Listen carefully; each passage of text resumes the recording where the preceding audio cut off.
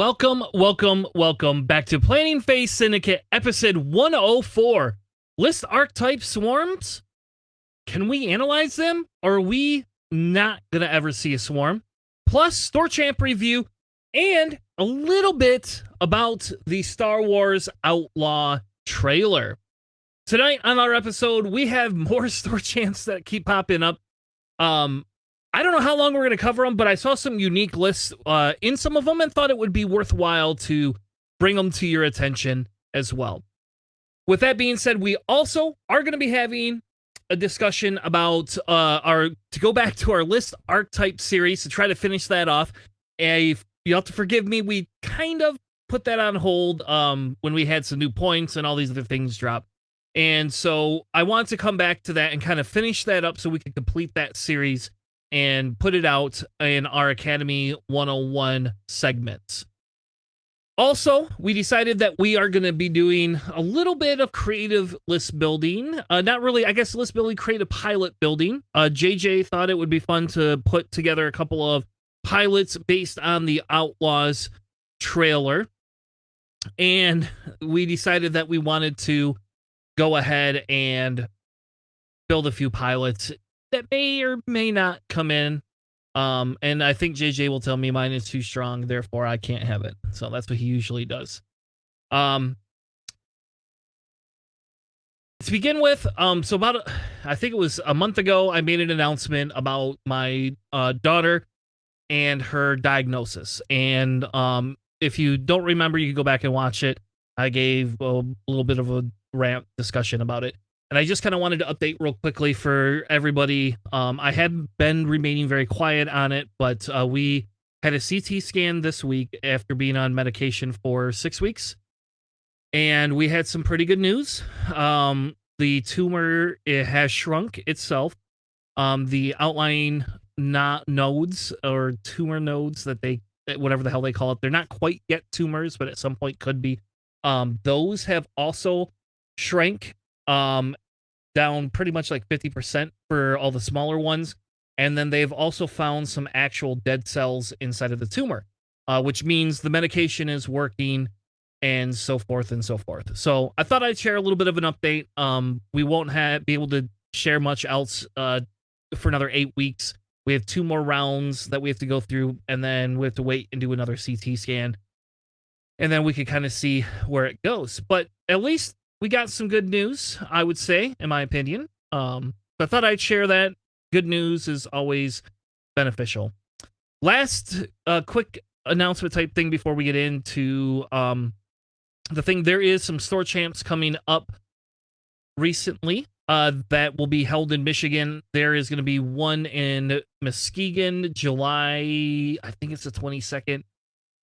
And then there's going to be one in the east side of Detroit area at Eternal Games in Warren, Michigan. So I know people are going to go Warren's not Detroit, but to me, Warren's Detroit. Like, whatever. It's all the same bloody area. It's a 2.5 hour drive for me, no matter what. So, I call Warren Detroit. But anyway, Eternal Games is going to have their first store champ kit as well.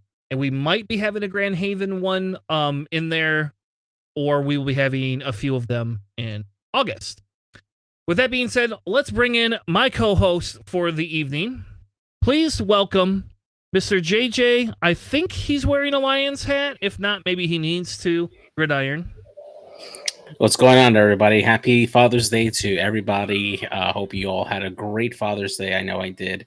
And Chris, I'm glad to hear that there's definitely some good progress with your daughter's treatments. Definitely just hoping that it continues that way, and excited to see her be fully healthy again. Thank you. Also joining us is the bench warmer himself, Alex. How are you doing tonight, sir? I'm doing okay. I got all my brakes repaired on my car, so I can actually drive without fear of dying. Well, that's also, probably a good thing. And also, happy Daddy Day to everyone. Yeah. Yep. For anybody that celebrates, happy Father's Day to you all. So tonight, we dedicate our episode for Pride Month to Magna Tolva, who dated briefly Afra. Like, I thought it was longer than that. I did not know that, but it was a brief dating, and also in dedication to her, she is in at least one of our lists tonight. So exciting. So hopefully everybody had a good weekend. I did not do much this today. We sat around and everybody looked at me. I got to sleep until 11:30. Part of that was because I had a friend come over Saturday night and I ate part of a cookie, and I slept till about 10:30, 11, maybe 11:30, somewhere around there. I don't remember. I've never slept more than 8 hours typically ever, unless I'm sick. But whatever was in that cookie sure made it a little bit easier to sleep. Yeah. Special cookie, huh? Yeah. Well, so funny story. I was in the bathroom, cleaning something up in the bathroom because I knew he was coming over, and he came in and set them and some muffins down on the counter. And my youngest walked up and said, "Oh, cookies." Didn't know I was behind her, and like picked the bag up, and I was like, "I don't think those are for you." She's like, "Andy, why did you bring us cookies?"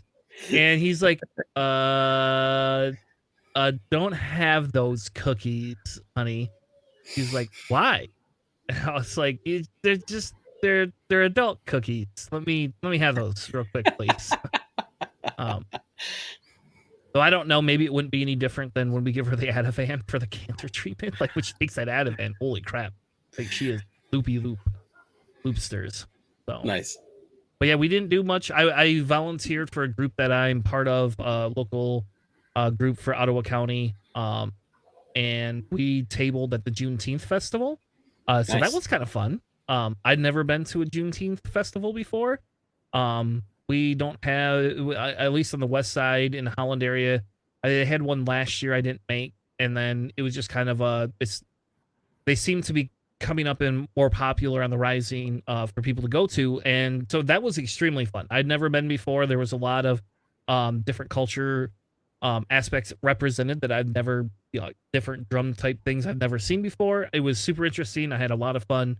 I probably look red. I guess my wife said I look burnt today, so I don't wear sunscreen typically. Don't tell her that, but she doesn't listen to these, so but I don't typically wear sunscreen. But yeah, so I got a little bit of sun, but that was fun. I've never been to one of those before, so that was a fun Saturday. Got to hang out with my buddy Alpha, who is more energetic than I am, and so that was really cool being able to hang out with him. All right, nobody else had a fun weekend. Good. All right, we'll move on. I no longer fear for my life while driving. There you go. For me, I basically spent the day out here locally at the pool with my family, just grilling a bunch of stuff. And my left side has completely given up on me today. So it's in quite a bit of discomfort, but we'll push through. So, well, that is good. Good. Hopefully you make a quicker recovery, because you had to go back to work, didn't you, this week? Yeah, my first day back, I had to do 3 hours worth of driving, and at about hour number 2, my left arm was like, "Nope, you're not gonna abuse me anymore for the rest of the day." We're gonna have to get you a cast. My daughter also made me this really cool Sith lightsaber, in honor of if I ever decide to play the new Plus game for Star Wars Jedi Survivor. I will tell you, the final boss was hard as you can imagine. I did not play it on the highest difficulty. I was on the one below it, the second hardest. But man, it took me like 40 tries to kill the end boss. Like you could get through the first 2 phases, but man, that third phase, ugh. I was sad though, because you don't get red lightsabers unless you play the new Plus game, and I don't know if I just want to replay this game just so I can, swing around red lightsabers. So wait, hang on. Do you have to play it at a certain difficulty, or can you just breeze by it like on tutorial mode? That I don't know. I guess I don't know. I didn't look at it. I was super excited Friday night because I finally beat it. And then I was like, oh, new Plus game to get red lightsabers. You can't just continue your game. And then, nope, you have to play the new Plus game. Yeah. So I started playing Zelda, whatever the new Zelda game is, a little bit. And I don't know. I might be switching up to Diablo 4. I haven't decided yet. I love the new Zelda game. It's so fun. So fun. It is. It's just, again, time consuming. It is. It is very time consuming. Yeah. But all right, how about this? Before we begin, I got a couple of Star Wars jokes for you. Is it? All right. First one. These are from my daughter. My daughter wrote these for me today. What did Darth Vader's teacher say when he was disrupting the class? Metachlorians. JJ, any guesses? I hate sand.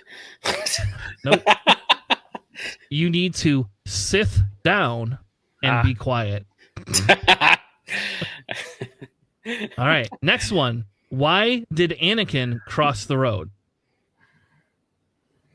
To find his missing arm. He didn't have anything else to cross anymore. Oh. All right. That's actually a good one. The answer is to get to the dark side. No, that actually makes a lot of sense. Yeah, that makes sense. All right, last one. What did the Star Destroyer wear to the wedding?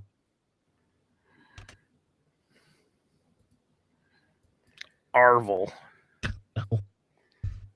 I tried. I don't know what. A bow tie. Oh gosh. There you go. There's some dad jokes for Father's Day. Perfect dad jokes for Happy Father's Day. Yes, love it. It's great. I also got, it was super sweet. I got a record player because I don't have one. The one I had died and it was not like a fancy one, so I didn't want to pay $100 to repair it. And we found a record player that transmits Bluetooth, so I don't need a separate stereo system. I could just use my regular stereo system, and now I can play my records. And I'm super excited because I just bought a bunch of records, and now I get to torture everybody by playing my records again. So nice. All right. So let's begin. Why don't we start with something fun tonight? And that way, if people listening can just skip over it if they want the more serious content. We're going to go ahead and Star Wars Outlaws. That aired. The trailer is about 10 minutes long. We are not going to play the trailer. Sorry, JJ. Not going to happen. I do not want to get DMC. Yeah, no, absolutely not. But you can. I did post the link in the chat for the YouTube there. If you guys haven't seen it, it is awesome. It's going to be a great game. I think that's going to really expand on the Scum and Villainy side, which is something that we don't get to see very much of, other than probably like what Mando. I think is probably the only Star Wars content that really expands on the Scum side of stuff. So really excited for it, and decided to make a couple of inferences from the trailer to make up these new pilots that are coming up here. Now, these are completely made by us here for your pleasure here.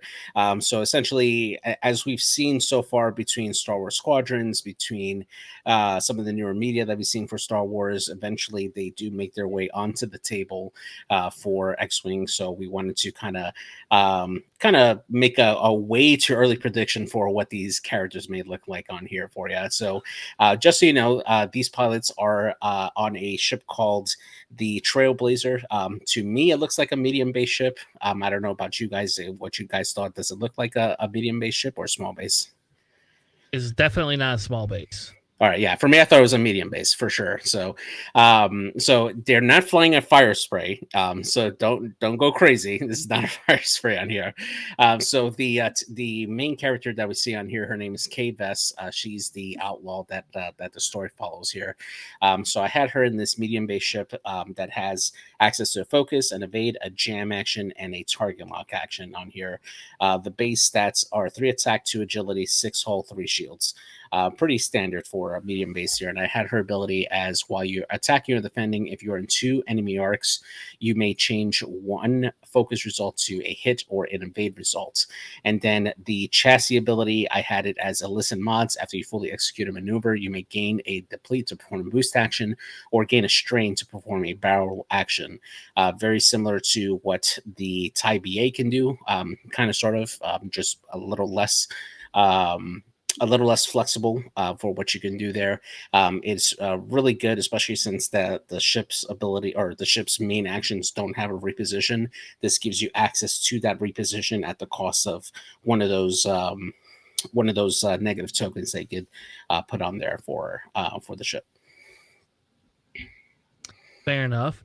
So I went a little bit of a different direction than you did, and I will admit that the 3 agility green it was meant to be 2, not 3. Just as an FYI, it was not meant to be a medium base with 3 agility, but I didn't feel like going back and recreating this. They do exist. They do, and I will tell you, I would play test it with the 3 and see if it's any good. Because you are right, we get that with those IGs, and I love me some IGs. And in fairness, that ship kind of looks a little bit like IG. Like an aggressor? Yeah, a little bit. So essentially, I gave it 2 attack, 3 agility, 4 hull, and 4 shields, and then they will have something called Desperate Maneuvers, which is 3 charges, so it can be used 3 times in a game, non-recoverable. And Desperate Maneuvers, the ship ability is after your attack hits, you may spend 1 charge to perform a red boost or barrel roll action. So essentially, if you watch the trailer, a lot of what they have is her attacking and then doing these weird maneuvers, which I know is just kind of like a squadrons-based thing, but I thought it'd be kind of fun to add that. K's ability is called Quick Draw. Before you activate, you may take a stress token to perform an unmodded bonus attack. So wherever you are, it's an attack. So if you have missiles, it'll be missiles. I don't think I would equip this ship with missiles. I was thinking it would get the dual cannon slot, and we would get a new cannon called plasma cannons. But I didn't make a card for that, and we're not going to go through that. But that would be pretty fun. I gave her a focus action, a native evade to a barrel roll, a boost to jam, because I believe that ship has some jamming ability, a target lock action, and then I also gave her a native barrel roll into calculate. And I don't know how to change some of this information on here, because really I don't know if the calculate should be there because you don't have a droid. So that might just stay as a barrel roll action. Gotcha. I couldn't remember the rules, so. Yeah, no worries. So the other pilot card we had here, I kind of did it based on the screenshot that I added on here. So there's a person that she ends up talking to that's sitting with the reprogrammed assassin droid that's in the cockpit there. This looks very, very much like Kyle Katarn, and I believe I have to double check if he actually is going to be in there. But seeing as he's kind of dealing with her as a handler, I added him in as another potential pilot for this chassis that's coming up here. So I had him as an initiative 3, which is equal to what we have him in the Rebels so far. His ability was you may spend a charge to retain all green tokens on the ship. He has a total of 3 charges, non-recurring. At the start of the engagement phase, he can spend a green token to remove a red token from a friendly at range 0 to 1. So he can either affect himself or another ship that has a red token. And I left it pretty open. So this could be a stress, this could be a target lock, this could be an ion token that somebody has, or deplete, or a strain to kind of help make him a little more maneuverable, or another friendly ship more maneuverable, especially when you combine it with the illicit mod chassis ability that's on the ship there. At I3, he's not going to be acing a lot of people, but you definitely got to keep an eye on him on the board there. All right. And then going down, this is a picture of the Trailblazer that we had from a previous release there. That's the picture of the ship there. So I made a title card for this one. It didn't quite all fit inside the text there, but essentially this card here was meant to have 2 charges on this one. I kind of based this off of the ST70 title for the Razor Crest, but I made some changes to it. So essentially, at setup, you can place a 5 or fewer cost crew under this card face down, and during the system phase, you can reveal that card. and it becomes essentially attached to your ship, so you can use that crew. At the end, during the end phase, you lose a charge on the title card, and when there's no more charges left, then you have to discard that crew card, and you can no longer use that crew for the rest of the game. So I kind of wanted to give it like kind of like a small boost in the crew, and I specifically target crews that cost 5 or less, so that way you can't just magically get the force on your ship for 2 turns, but you do have access to stuff like Latarazi or Queel, or you can do 000 if you wanted to, and there's a lot of different options at 5 points for crew cards that Scum can use, and it's a great like throwaway, and that way you can just discard that card and use it there. What if you use L3 and she becomes a config? That would actually be really good, actually. Yeah, exactly. That would be awesome, actually. Sorry, I break things easy. Gosh, I'll be okay with that.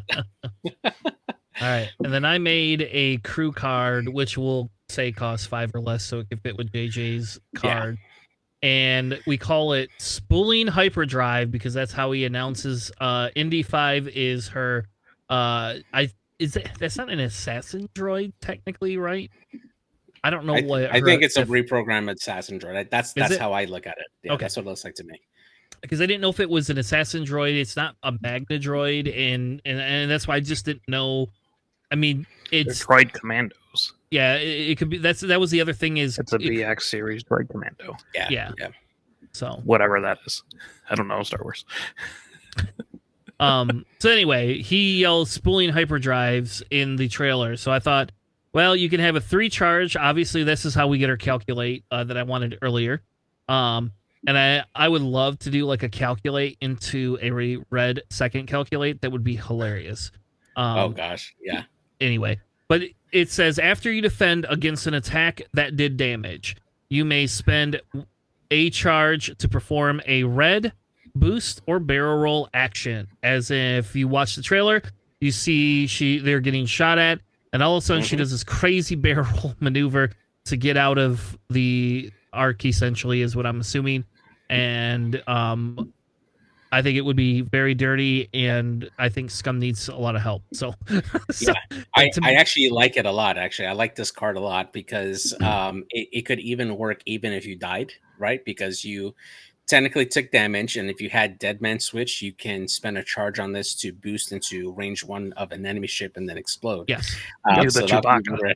Yeah, exactly. All right, damn it, we're putting Scum only on here. Chewbacca cannot have this trade. Chewbacca already do it in Resistance. What's that? Chewbacca already can do it on the Resistance. Okay. Oh, yeah, that's right. That's true. I forgot about that. Yeah. Damn, that's an auto equip for me on them. It's so funny. Okay. But anyway, so I thought that would be a fun like crew to have. We don't know a lot about what's going on with this game. I will tell you the gameplay itself looks amazing. What I could say is 2 things. It has to have an extremely compelling story and be as good as Jedi Survivor to really hold any water. Yeah. Or it has to be an amazing open world game. And I say that because people want to say Jedi Survivor is an open world game. It's not. It's not really. It's on like rails. it's a training wheel open world game. You know, like you can do other stuff outside of the main story, but it's nothing in any way, shape, or form like Elder Scrolls or something like that. And all I can say is if you give me an Elder Scrolls or a Fallout style Star Wars game that I could play on my next gen console, you guys probably won't see me for like a couple of months. Like I'll do the podcast and I'll be gone. I'll disappear. I would like to see a collab between you and Nick Sperry playing it at the same time. See what happens. I did actually watch him last night a little bit while I was playing Zelda. I was watching him play and get frustrated playing on the hardest setting for Jedi Survivor. He's like, how am I supposed to kill this thing? It's like, yeah, well, welcome to wait till later, buddy. This is the easy shit now. So anyway, that was kind of fun. Thought we'd do a little change up segment, just a little silly for fun type thing. It's not everybody's cup of tea, but that is It's what JJ does instead of drink. So when JJ gets silly, this is like JJ's silliness. Hey, I can't wait, man. Can't wait for it. Yeah, did they give us a release date for it yet? In 2024 sometime. Okay. Well, hopefully it's after Adepticon. That's all I can say. Because I don't need a really good game before Adepticon because I'll never play it. It just won't happen. All right. Shall we move on to some store champs? Let's do it, man. Let's see what the meta brings us today. All right. Wrong button. All right. Hit the correct button. And here we go. So the first one I found was from TC Rocket Games.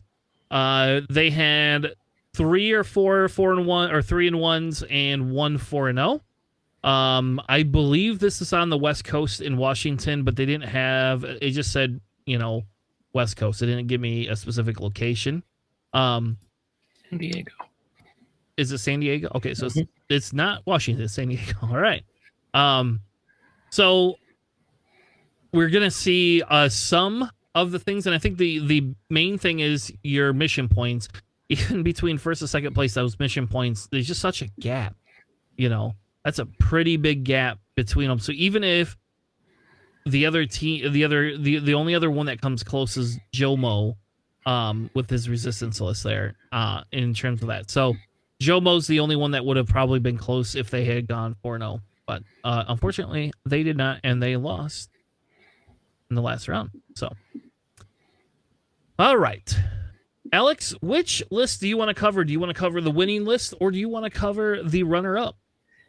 You know what? I'll do the runner-up. Why not? All right. And it appears they only lost by 2 points. Yeah. So it was a close game. So they had Fen Rao with Lone Wolf, Fearless, Beskar Reinforced Plating, and Mando Optics. Old Tarok with Fearless, Marksmanship, Beskar, and Mandalorian Optics. Sarasu with Marksmanship, Ion Cannon, HLC. Generally the Sarasu I would run. Lando and the Escapecraft with Deadeye Shot and Tactical Officer.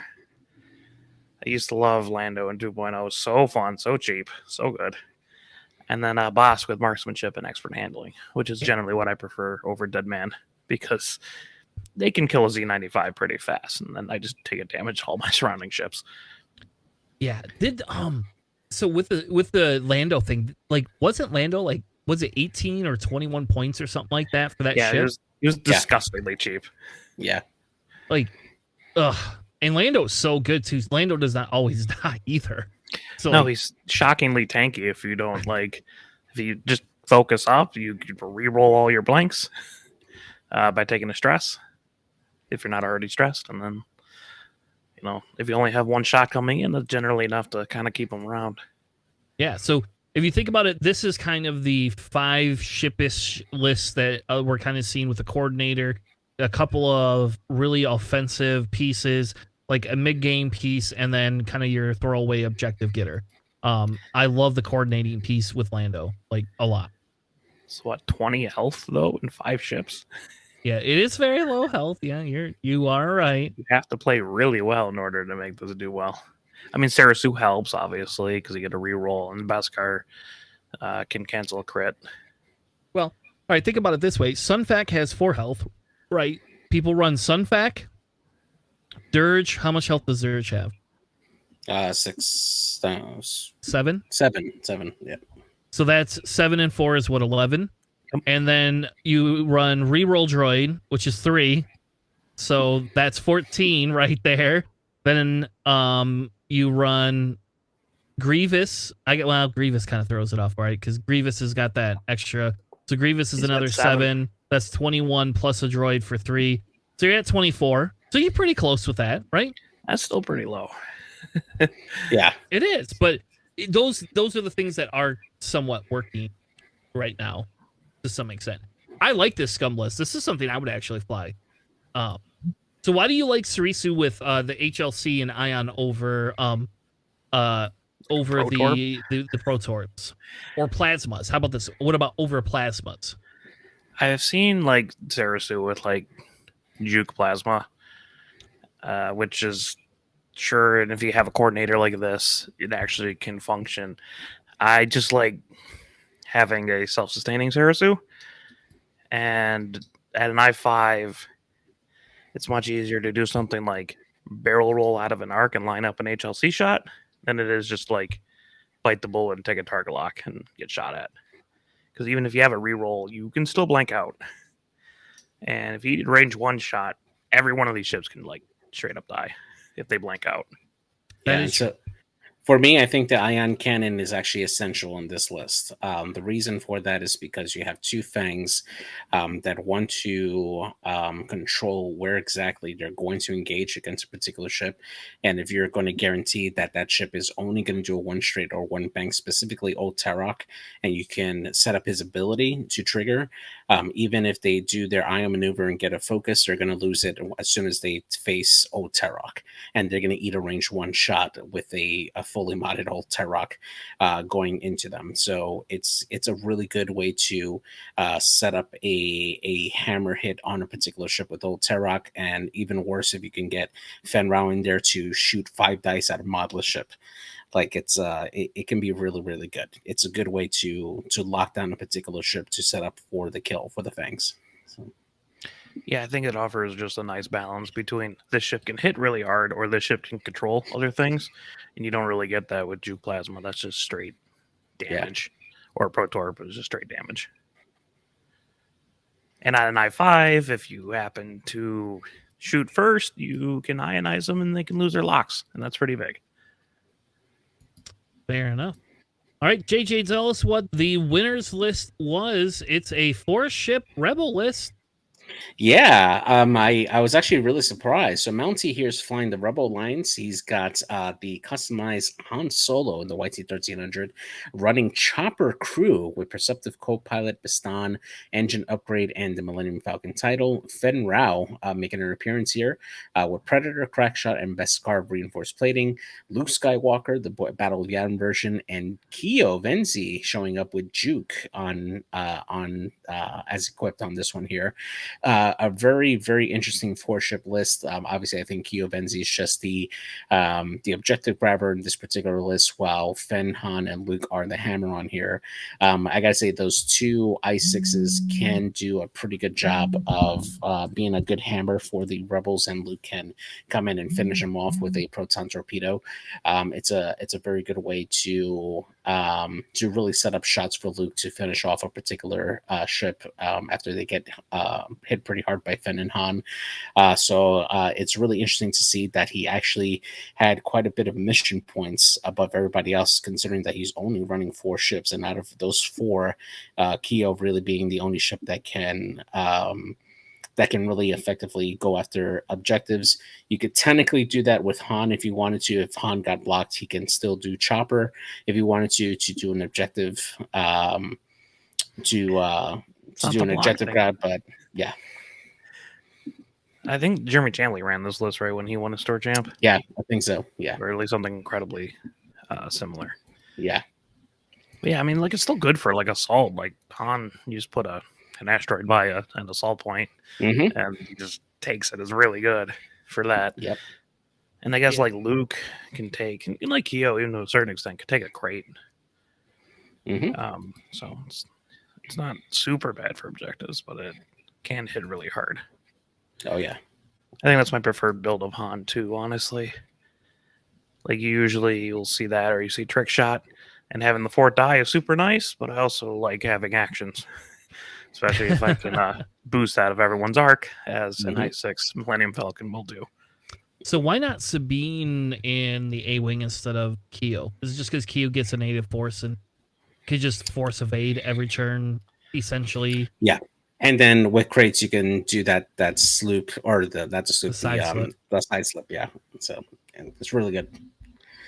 Yeah, I think Sabine being like tethered to range 1 kind of hurts her ability to do objectives. It just hits harder, and you don't really need that in this list. Gotcha. All right, let's move on to Horn Store Championship. I believe this is in Amsterdam, in the Netherlands, somewhere. Not 100% sure, but based on what I saw, I think that is. They had 3 3-1s and 1 4-0. The first list that we have is a Empire list winning, which is similar to what we've seen before, with Rack, with Ruthless, Vader, Death Troopers, and VTG.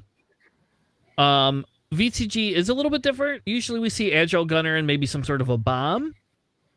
I think VTG is, I guess, probably fine, but you're going to run Rack a little bit differently, I think. I don't know. And Yeah, I maybe think Rack is just your distraction, right? You know? You're putting Rack in a lot of dangerous spots if you're trying to get both shots off with veteran. Yeah. Yeah. Yeah, and even then, you're probably only getting. I mean, okay, so if you have your arc front to back and you ram Rack right down the center, if somebody tries to like fly past you, you know, you can potentially bump the guy in front of you. They can't go anywhere, and then the guy that flies past you, you could potentially get that. But I don't see that happening maybe more than once a game, right? And if you're running front to back too, like all they have to do is turn in the sides, and that just kills your reinforce too. So you have to like run it side to side, so you still shoot the people trying to flank you. Yeah, I don't know. I don't know either. I've not seen that before. I think that's a different take. I would have to see how somebody sets it up and runs it, I think. But then there you have Captain Jonas, Tomax, Bren, and Major Reimer, all with Saturation Salvo, Barrage Rockets, 2 with Bomblets, and 1 with Ion Bombs. And then Lurir in the Interceptor with Lone Wolf, Targeted Computer, and Sensitive Controls. Somebody likes their sensitive controls. I think on Lurir it's fine. Yeah. Yeah. I think in this list it's fine. That essentially like a backside slip with the bendy barrel roll backwards and then too hard away is disgusting. It's like a tiny echo. Yeah. Oh yeah. That's probably why people are running. So I'm I like it. I'm interested in the lone wolf part of that because you have points for like enduring.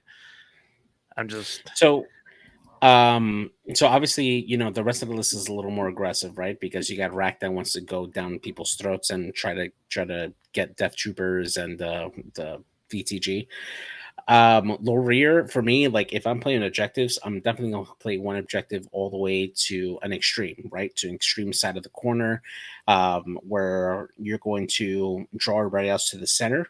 So if you're going to keep one objective like out to the side, you keep the rear basically sensitive, controlling like back and forth, crab walking in that corner, controlling that objective, while the rest of your ships are going after everybody else. So you're either going to have to dedicate forces to go after the rear or deal with the 3 saturation salvo bombers with Rack. So I think it's an interesting dynamic for the list. Can't you just set like one objective significantly closer to the other objective and then just shoot both things? I guess I don't know. I understand as a super dedicated like objective runner, but I don't know. I feel like enduring would come in handy a lot more than something like Lone Wolf. But I also didn't want to start champ, so especially with crates. Yeah, I think enduring I would prefer to, but. Mods are mods. Lone Wolf. Yep. All right. Alex, tell us about this next runner-up Rebel list, which we've seen before, -1 edition. Yes, this is a very common chassis, like ship pilots for the Rebels right now. It has Han with Perceptive, Bistan, Falcon, and Trick Shot. It has Wedge with Marksmanship, Crack Shot, and Vectored Cannons. And Keo with the vector cannons because you have to take it. And then Predator Concussions, Boy Luke, and Lone Wolf Sabine. Very much kind of like what that person was running with the system phase barrel rolls. It does overlap with Keo, so that does come down to player order on who does their barrel roll first, which is really funny to me. And then Sabine being an extreme objective runner there with Lone Wolf. It's interesting. Yeah. I don't like the vectored cannons. I don't like it on Wedge because like I'd rather get the marksmanship and crack shot off, right? And that's generally like having a boost reposition really opens up your options and actually be able to get those off. Yeah, and generally you want to engage in the front arc with Wedge anyway, right? Because ability only works in the front arc, not in the rear. So. Right. Yeah. So I do like this list. This actually kind of reminds me a lot of an old archetype that we used to see in the Resistance, which would have been Ray with two A-wings, and company. That's what this feels like, just having Han with those two A-wings being out there, being a threat. The fact that you can also throw in Luke, Battle Yavin Luke, and being on top of that is just a really great bonus for this list. Luke definitely can be a really good heavy hitter with his load out there. It's pretty nice. And Sabine Wren with Lone Wolf reminds me exactly of Lieutenant Laurier, basically, because you could do that barrel roll boost right before she moves, and just concentrate on an objective there. So it's a nice list. Like it is worth noting that you can have Kyo's guns backwards and also have the lock for the concussion missile, so you can shoot out the front while still having coverage off the back. And a side slip of rear arc shot from an A-wing is funny to me. But because you stress yourself when you rotate backwards, that side slip, you're limited on your options, and also you don't get a action from that. Yep, exactly. So. All right, well, let's move on to Galactic Game and Things. They had a little bit different, ratio. That's not the first one either that we're gonna see. Tommy 1-3 and Drew 1, and then Spinner 1 with a CIS list. So let's go over the list. The Separatist list. JJ, what is up with? Oh my God, somebody's running Lone Wolf again. Yeah, everybody likes Lone Wolf, man. Yeah, so I do like Lone Wolf on the Separatist Dirge, not so much on the CIS Dirge, or the Scum Dirge, rather. So we got the Spinner running here, Dirge with Lone Wolf, Proton Cannon, Contraband Cybernetics in the title, Volandas with Marksmanship, Overtune Modulators, and Shield Upgrade. General Grievous making a return here with Marksmanship, Impervium Plating, Afterburners, and Soulless 1. Then we have DFS 081 with Energy Shell Charges, Munition Failsafes, and the Grappling Struts. Iron Assembler also with Energy Shell Charges, Munitions Failsafe, and Grappling Struts. And then DGS 047 with Kraken and the Repulsorless Stabilizers to round off the list. Definitely a really, really solid list here. The Vultures can share the calculates between each other if they need to. The HMP providing the additional calculates with Kraken on there to hold on there to really support these Vultures to really go after objectives. And then the rest of the list there is really good at going out and dealing some damages there. Grievous, of course, always a menace, even without outmaneuver. Just having access to afterburners and then being able to barrel roll into a focus is really, really strong. Volandas, being able to strain your opponents with his ability can be really good. And then Dirge coming in as the Lone Wolf Hammer from the side can be pretty good. And if you get lucky with his ability, can be tough to kill. So I like this list a lot. So I talked with Spinner a little bit actually about this list. He said they said the Lone Wolf really wasn't effective. So I'm shocked. It worked out in the last round, but outside of that, so I think, and I hate saying this, but I think you have to go back if you want to keep Contra and Protons. You go to Seismics if you want, or you're going to go to some other upgrade. Like in fairness. This is sad, but I put Marksmanship and what was and Novice Tech, and that's how I ran it at a search amp. And I like Novice Tech, but it almost never triggers, so it's kind of like a free points. But that Marksmanship with Dirge, if you line up that Proton Cannon, it's hard. Like I hate not having Marksmanship because I love the dual crits that you get every time. It's a guaranteed dual crit machine, and to an A-wing that has 2 shields, or to somebody that is shieldless, it's really good. Now, the overtune on Volandas is interesting. I won't lie. but I guess that was the piece in that list that made up for everything, not having an I6 in this list, because Volin is able to pop that overtuned. And if you noticed, the two droids do not have independent calculate. So that means those are single calc droids minus what you get with Kraken. Kraken can help with the overtune on Volin. Kraken can help keep that calculate. You spend your evade. Volin, if it's close to one of the two droids, it can give. Like can essentially allow the other droids to not have to worry because Volin can take some of that heat that would normally go into a 2-point droid because they shoot Volin, right? Even though he's got 3 green dice, but he's probably closer range, he could take a little bit of that heat because he now has 4 effing mods. So, I don't know. Interesting tank. I've never ran overtuned on Volin, but I think it's to some extent, I think it's kind of cool. And it did very well here, it seems. What's your opinion on Grievous afterburners or shield upgrade? I like afterburners personally, but that's just me. And I like it because of the sloop. And I will tell the 3 hard that no one ever remembers that Grievous has. Yeah, that 3 sloop. Yeah. Well, 3 hard. No, 3 hard. 3 hard. Yep. And that too. Yep. I personally feel with Grievous, if you're going to knife fight with him, just throw the shield upgrade on and call it a day. It's an extra health. I still haven't been able to knife fight with my Grievous. I just don't. And the afterburners has gotten me out of so many BS situations. You have no idea. Like if somebody focuses fires on Grievous and Grievous then does the 3 bank afterburners, barrel roll into a focus. And typically will out arc dodge people. And then all I have to do is 1 hard or 2 bank in if I want. I'm on team afterburners if we have impervium blading. Yeah, definitely.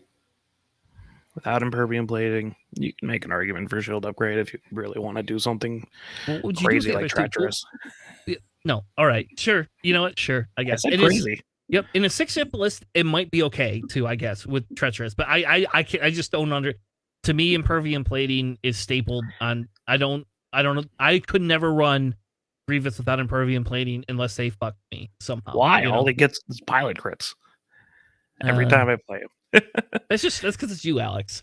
It's because it's no. you, I mean, like if you're behind the opponent's ship, like with Grievous, which is what you want to do, you can use treacherous on the opposing ship when they shoot you. Like it's all right. It'll trigger more than just your friendly ships. Fair enough. That, but it's worth considering. You want to know what's a judge's nightmare? Treacherous. I hate measuring. I hate it. I hate having to make judge calls treacherous.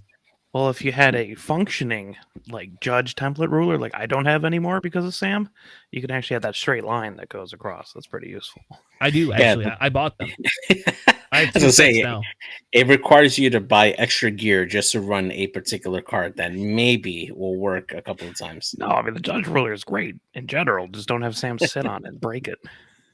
Yeah, I have 2 of them. I bought 2 sets from Curlpaw in anticipation that someday I get a World's Invite and I don't have to run, or I could run a tournament instead. But I might steal that from you. You can. I have 2 of them, so I bought 2 of them. They were pretty cheap. So, all right. Next one is Tommy Adams and Alex. Tell us. Thank God I called you Alex. In my head, I was thinking AJ for some. I don't know why. Just Alex, our names. Tell us. Alex, I did not eat a cookie tonight, folks. Alex, tell us what Tommy ran as a runner-up. It's actually pretty close to Resistance list that I run. Tommy ran Ray with Compassion, Heroic, Rhodes, Tico, Chewbacca, Finn, and Title. So going even more offensive in with Chewbacca crew instead of something like Contraband. You got Snap Wexley with Crack Shot, R6D8. Really going for those bullseyes. You have Kaz with Marksmanship, R1J5, aka Bucket, and Shield Upgrade. BB-8 with automatic targeting priority and Han Solo. And Shaza Zaro with wartime loadout, Watchful Astromech, and Ion Cannon turret. Can I ask you a quick question Mm-hmm. about BB-8? Like, I know that's like a standard BB-8. I hate But that BB-8. Can you just you could just run targeting computer, right? Like Mhm. if you're gonna run Han Solo, you could just then you have a white target lock at least. And that's what I do instead of being forced to shoot the guy that I blocked, who's now range 0, and I don't get mods on my shot because he's Okay. the closest target I can shoot. So I'm not the only one who thought that. I do not like running ATP on BB-8. I hate it. I don't It like really running angers ATP me. period anymore because of range 0 shots. Yeah. But it is worth, I guess, you can be like calculate-evaded, with the calculate stored up from ATP or something. So there's always that, I guess. Yeah, I don't know. Maybe it's just not for me. So. I think it's so optimal, but I don't know. I mean, it's a solid list. Kaz does work. Shield upgrade and buckets, pretty nice. That's kind of a tanky Kaz. Yeah. I always struggle to figure out what I want to put on Snap Wexley, and Super Predator and Crack Shot's not too bad as long as you pull out the bullseyes. That's kind of interesting because he's an I4, so if you have a lot of double repositioning or even single repositioning, high initiative pilots, it's a little bit rough. And then Shaza with wartime, it's like 9 health. Watchful Astromech, you can rotate, calculate. So just ion cannon's good in general. Yeah. I still like Temin, and I think Temin is, so to answer your question, DJ, Temin gives you free boost for pretty much any maneuver you're doing with him. Like if you're that close, you don't need the boost. It's inconsequential. 2 through 4 speed, so you can do like a 2 hard and get a free boost off of that. It's really good for like assault. Yes. Yeah. I am not sold on the crack shot piece of it. Personally, but I guess I could see why you would want to use it. But that's not my Wexley build. But I do think Temin is really good for the points.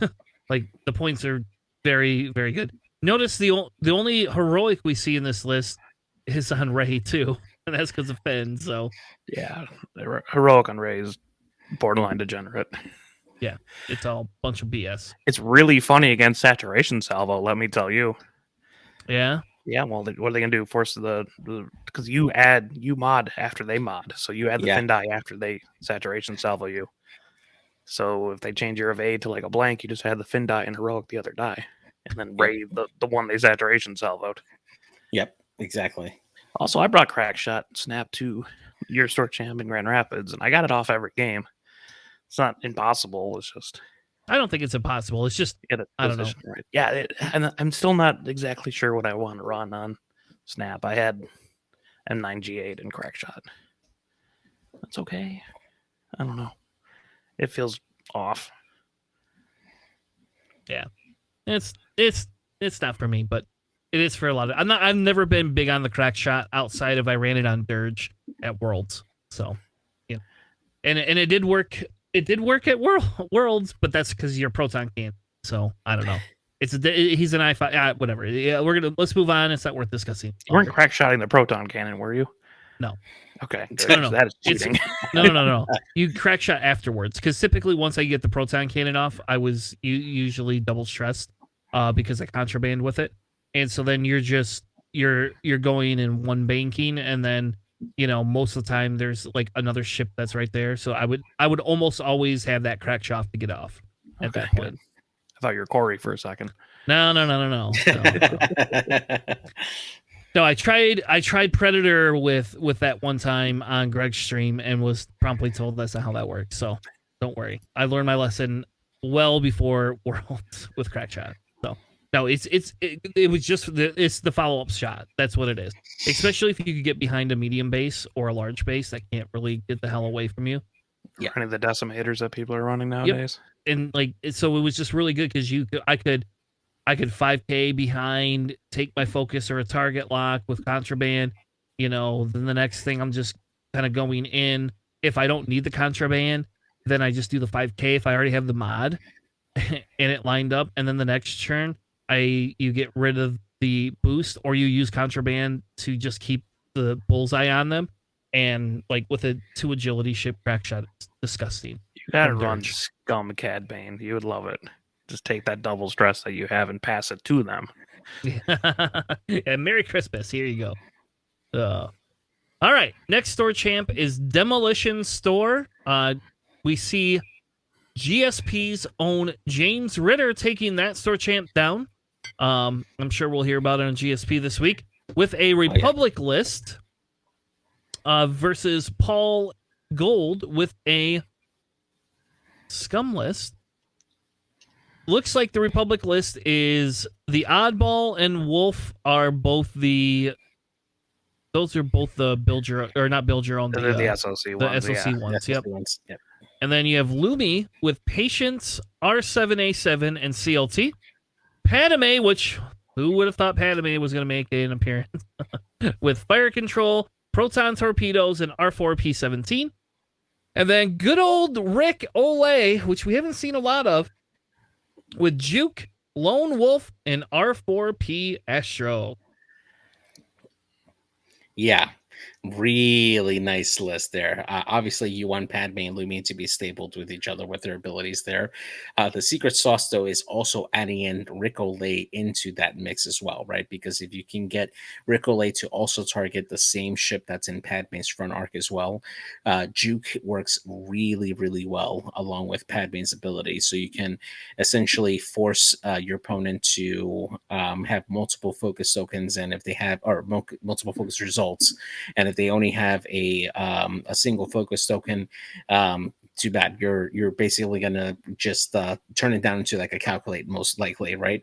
And then you leave yourself open for shots from Padme with a proton torpedo, and Luminara most likely as well being able to get that R7A7 crits along with calibrated laser targeting, adding an additional focus results.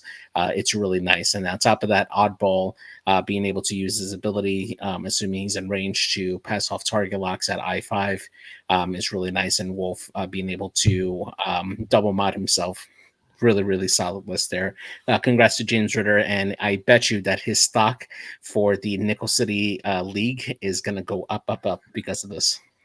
It's interesting with the Lone Wolf R4P on Rick Olay instead of like Daredevil, which really helps his time on target. It's a little bit rough trying to clear the stress, but man, do it like a 5-strike, like get your evade and then Daredevil into the fight. Yeah, it's pretty strong. But if you don't need it, don't need it, right? Yeah, it's also worth noting that it's 2 I5s and 3 I4s there, so that's pretty solid synergy with that as well. I like this list a lot, actually. I think this, like, if I were to run a Republic list, this is kind of more up my avenue than some of the other lists that we've seen in Republic. And this is definitely not the list that goes, oh, here, let me just pass you a bunch of tokens. This is a burger list. It's got 2 SOC focus passes in case you need it. Do we get to call this the Mr. Bones list? Is that what we get to call it? This is the Mr. Republic Bones Mr. Bones list. All right. Runner-up for Scum is Paul. And JJ, what the heck did Paul run with this scummy scum list? So we got a 5-ship list here for Scum. We got the return of Fen Rao here with clan training, Beskar reinforced plating, and shield upgrade on this one. This is a much more tanky Fen Rao than we normally see here, essentially being able to have a total of technically 6 hull, right? If you count Beskar. So yeah, that's pretty a really hard Fen route to take down. You definitely got to concentrate on that one there. Then we got Oterok with Fearless, Clan Training, Mandalorian Optics, and Beskar Reinforced Plating. Lima Kai with Dorsal, Magpulse Warheads, and R4 Astromech. Cad Bane with Proton Cannons, Electro Chaff Missiles, and the Xanadu Blood Title Really spicy take there for Cad Bane, just being able to launch those chaff and catch hopefully a group of ships in a particular location and jam them there. And then of course Bosk, who is the objective monkey here in the list with marksmanship and dead man switch to round off this list. I personally prefer expert handling. Yeah, expert handling on Bosk versus dead man switch. But hey, if you can get it, you can get it, right? But yeah, definitely a really solid list there. You got 3 I5s there, and Cad Bane being able to punch really hard with proton cannons, and Boss being able to grab objectives at I4 as well. It's a really solid list. I like it. Can you just run Lone Wolf on Bosk? If it's just a 5-ship list and he's going to be an objective monkey. The marksmanship. Marksmanship, man. Come on. Oh, useful. Yeah, honestly, I think the expert handling is needed on Bosk, especially if you want to land that bullseye. A lot of times, I think you just need that barrel roll, right, and just pray that you can get that bullseye set up correctly. Clan training, I understand for Fenrau, he has 1 point left over. I get that, maybe over marksmanship. I'd kind of take Fearless over Beskar just to have even more threatening offense, because that's what you're trying to do with him the whole time. Yeah. But man, clan training on at an I6 just feels bad. Because I don't know what. I mean, I guess he could have just rolled up to range 1 and just had him in arc and then took a lock. And then clan training, which is not going to happen much. I just, I don't know. I feel like marksmanship would be better, especially for Fen, better. Yeah. Especially at an I6, you have the reposition ability. So right, you can get that bullseye off a lot easier. Yeah, I mean, I get there's a lot of I6s, but there's not that many I6s to run that. But especially marksmanship was good for salvage too, so I mean, I guess this has mag balls, but other than that, I get proton cannons.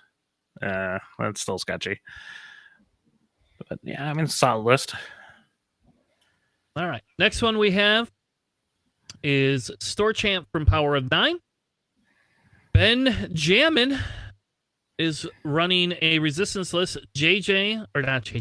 Alex, tell us. I think I already did JJ. AJ, tell us what is on that's your new nickname, by the way. Tell us what is on this resistance list. That is Falcon Poe with Ray, the title engine, false transponder codes, heroic, and Chewbacca. It's a pretty solid Poe. I mean, he just does whatever he wants. You got Chewbacca for an additional mod if you need it, and false transponder codes is really good. You have 9-nub with Daredevil, Pattern Analyzer, Overdrive, which is hilarious with his ability to just Daredevil. It's a hard to. It's ridiculous. Right. And then Elo with M9G8 Heroic Marksmanship. I love M9G8. Such a good droid. And then Zori with Wartime Marksmanship R4 and Plasma Torps. You got 1 I6 and 3 I5s. And the marksmanship plasma torpedoes is kind of funny because on plasma torps you normally would cancel the crits first, but if she has you bullseyed, you can't cancel crits. Yep. Just in general with the wartime ability, the wartime loadout ability. So it's like anti-synergistic, but not. It's even better. It's weird. Yeah, but this is all high initiative, list here. Yeah. And it's it kind of reminds me of the same archetype from Duncan Howard's list that he won not so long ago with like a 4-ship list there. Just a slightly different loadout there on Poe Dameron. It doesn't have Notorious on this one, but it's definitely a really interesting list here. Who would you think would be more the objective grabber on this list? Would it be Zori? I think you just kill him. I don't think you have like a dedicated. I mean, Poe is again S tier for like assault, but I don't know. I guess you can grab a crate with Elo and Zori. Yeah, and you have an I6. Poe's really, really good at scramble because you get the free boost. That's true. So you just kind of, but also you don't really need to get a lot of objectives if there's no enemy ships to get those objectives anymore. with a 4-ship list like that. I think it's more designed to kill than it is for an Anything even else? split. Yeah. Mhm. All right. Next up is Matt running a separatist list with Sunfac, who has Ensnare, Predator, Marksmanship, Targeting Computer, Dirge with Contraband, Seismics, Proton Cannons, Pre-Vizsla with Swivel Wing, Contraband, Notorious, and Beskar Plating, 047 in the HMP with Hondo, which is my favorite, and the Iron Assembler with Discords, Indie Calcs, and Grappling Struts. Interesting take here, seeing Pre-Vizsla in this list. You don't see that very often, but with the Hondo coordinate, I think it's really good. I think that's really good. It is a little bit different because we're not seeing the what are we not seeing, JJ, that we would normally see Mando Optics. Mando Optics, yeah. Yeah, Mando I Optics. was surprised about Beskar over Mando Optics. Yeah, I mean, if you're expecting to take damage, right? It does have 2 shields and 9 hull. So if you're taking any crits, having Beskar reinforced plating to at least take out that crit can help you, with Vizsla on there. I'm kind of on the fence between Notorious and Bo-Katan Crew. Notorious For the better. rerolls. I don't know. I mean, Yes. yeah, I guess you get the strain, right? But at the same time, it really depends on who's shooting you, right? Because if you get Sunfac or Dirge to end up shooting against that potential I6, then they lose that strain, and I don't know. I'm on the fence with it because me, I played a ton of Pre-Vizsla, but still, I do like the archetype. It's very similar to what I'm running in CIS. They just traded out Cad Bane and one of the Vultures for Pre-Vizsla, which I think is actually a really good trade. So yeah, it's a really solid list. I like it a lot. It's hard to justify shooting at Pre-Vizsla when you have Notorious and they get an extra die against you. Exactly. Yeah. So yeah. it's a really strong deterrent. I am not a fan of that Sunfox, though. I mean, I get you can coordinate the Hondo Focus Evade or whatever, but I like Gravitic because I also like not to be completely one shot as Sunfox. And a lot of the times, if you want to tractor them into your bullseye, then they can rotate to shoot you, which is not what Sunfox wants either. I mean, still 5 dice. That's double modded, but I don't know. When I played Sunfox, I would not choose to move the people. I would just rather shoot at them with the turret instead of moving them into my bullseye. Yeah, and I'm the same way though. I'm not a fan of Predator or Marksmanship. I would, if I was gonna not have those, I would rather put in Enduring if I'm gonna do that. And I think Graphitic, Deflection, and Enduring are the questioning pieces. The targeting computer is really only good for the Hondos, or if for whatever reason they leave your Sunfox alone. That targeting computer is great. But if they don't leave your Sunfox alone, you're not targeting. You're never taking a target lock if you're in arcs. You're just not doing it.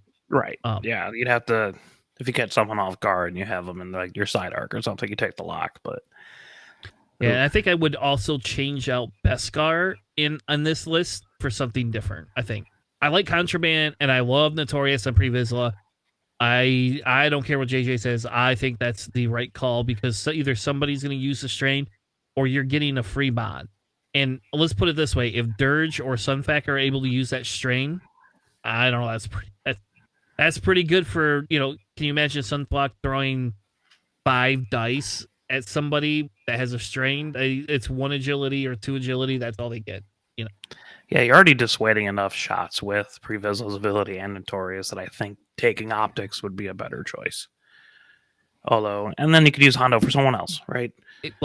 Or you can jam them with Hondo. Exactly. And then, And then, because Pre-Vizsla doesn't care if it has a target lock. If it gets it at the beginning of it, then it's a free jam piece. That's what that is. I mean, ideally, you want to jam the Iron Assembler, right? Because you just jam off one of the calculates. But if he's not around, just you could be cheeky and like take the lock just to jam it off with Hondo.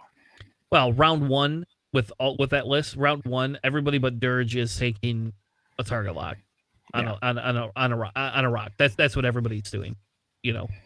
Yeah, I mean, even Dirge could too as well, right? It just depends how aggressive he wants to be with Dirge. But yeah, you're right. There, round one, you're pretty much taking target locks just to start setting up Hondo for the rest of the game. So yeah. My Dirge does not like target locks. My Dirge, I play. Sean told me I play aggressive. I have to learn how to not play aggressive. 5 straight cloak. No. I usually am a 2 to 3 straight cloak. That way, I don't have to deal with the first shot of the game. Anyway, I'm gonna call Zach out for not cloaking with Cad Bane. He's just like, I totally forgot. I'm just like, dude. All right, last store champ. We got to move on. We got to do this one quickly. Alex. So this one's from Denmark. Alex. This one actually had quite a few players in it. So we see a 4-1 draw. 1 out over 2 4-1s and a 3 1-1. Tell us what Jan ran. Okay. I'm going to assume all these are SOC because they do not have the stuff listed after it. So SOC Oddball, Jag, and Wolf. You had Broadside with Ion Cannon Turret and Proton Bombs.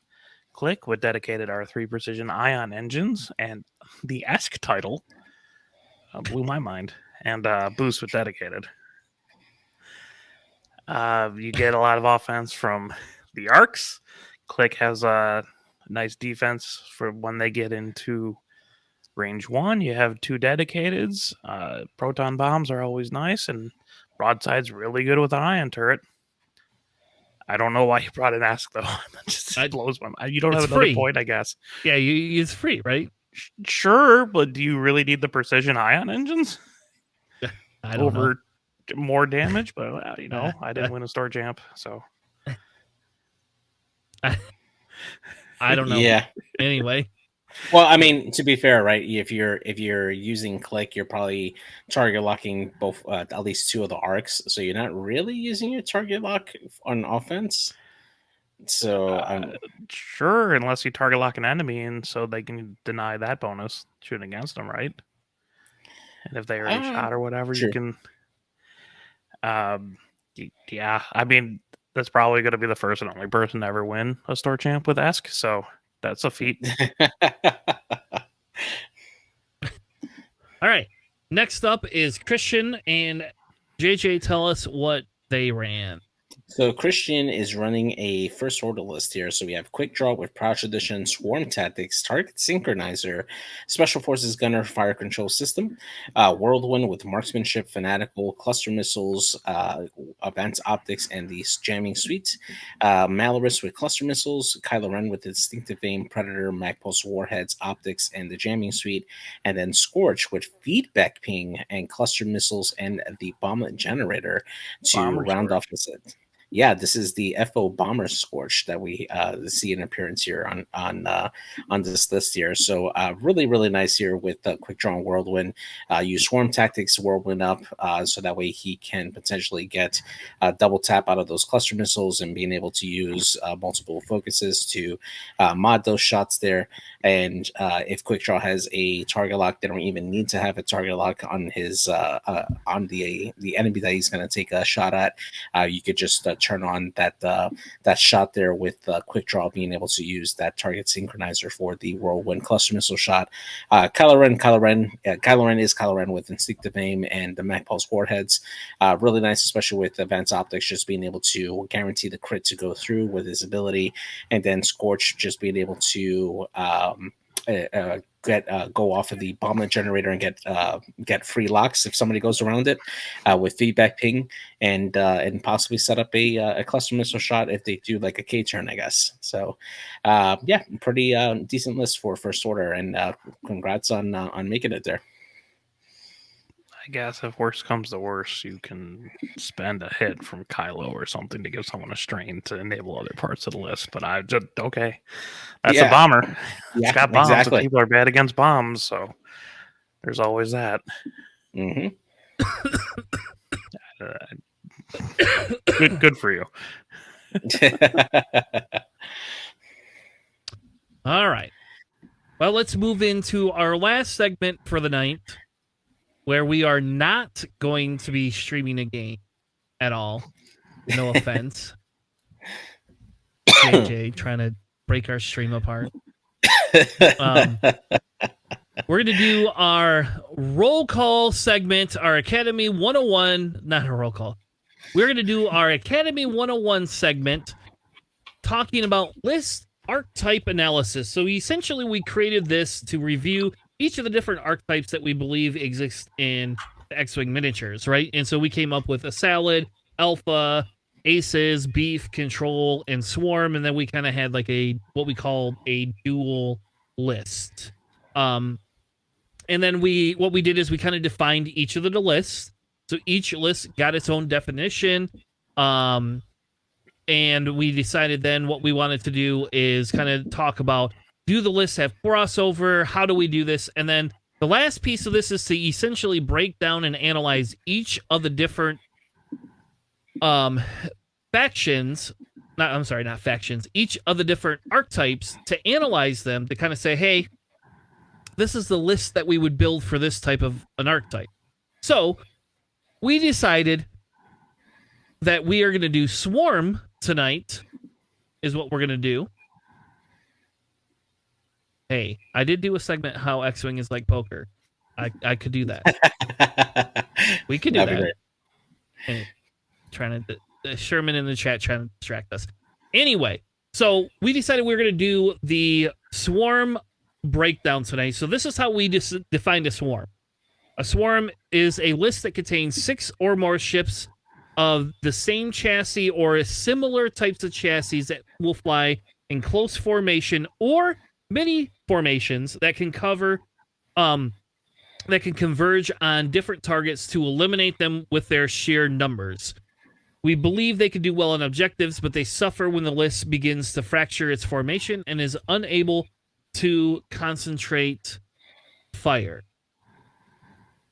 So those are essentially kind of the Swarm meta that we have and that we want to talk about. Do either of you want to elaborate on Swarms before we get into each of the different lists and kind of break down for those? Yeah, actually, Swarms are a little bit, they're maybe a little bit different. They're different in 2.5 than they were in 2.0. With the different squad points, it can be difficult to run all the same chassis. Or if like your FO, you can't run like a 7-ship Swarm just because the points don't break that way because they don't have a 2-point ship. So it's a little bit different than how one would consider a Swarm in 2.0 than 2.5. So it's going to look a little bit different. A little wonky sometimes. And that's why we had to concede our point, because I was a strict 7 or higher ship count is a Swarm. But we had to concede and go to 6 ships because...